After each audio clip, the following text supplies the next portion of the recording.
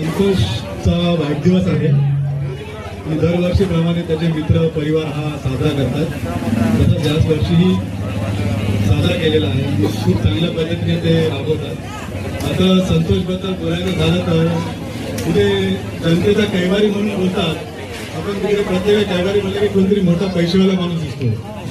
मात्र इथे आपल्याला एक सामान्य गरीब कुटुंबातला एक व्यक्ती त्या कैवारीपेक्षाही मोठ्या पद्धतीने किंवा त्यांची मदत हा गोरगरिबांची करतोय. जेवढी मदत एखादा श्रीमंत प्रस्थापित नेताही करत नाही त्याच्याही पेक्षा जास्त मदत करणारा असा आपल्या समाजातील एक समाजसेवक म्हणून हा आपल्यामध्ये आपल्याला लाभलेला आहे. यासाठी त्याच्या परिवाराचे आभार की असं व्यक्तिमत्व कुठे तयार होत नाही. पण आता हे झालंय, त्याला सांभाळायची जिम्मेदारी आपली सर्वांची आहे आणि तो कुठल्याही पद्धतीने कुठल्याही क्षेत्रामध्ये आपल्याला कमी भासून देत नाही कुठल्याही पद्धतीने. हे मी त्याचं माझं 3 वर्षाचा त्याच्याकडून अनुभव आहे.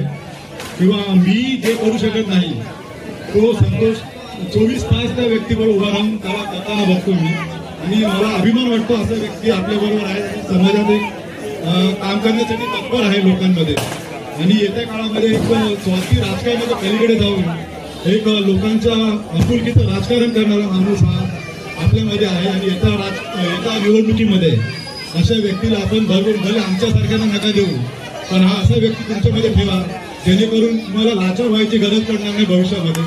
एवढं बोलतो. माझे 2 शब्द सांगतो. दुःखी अंतःकरणातील लोकांना मोहून टाकतं, आनंद देतं. त्याप्रमाणे संतोष भाऊ केदारे यांचं जीवन आहे.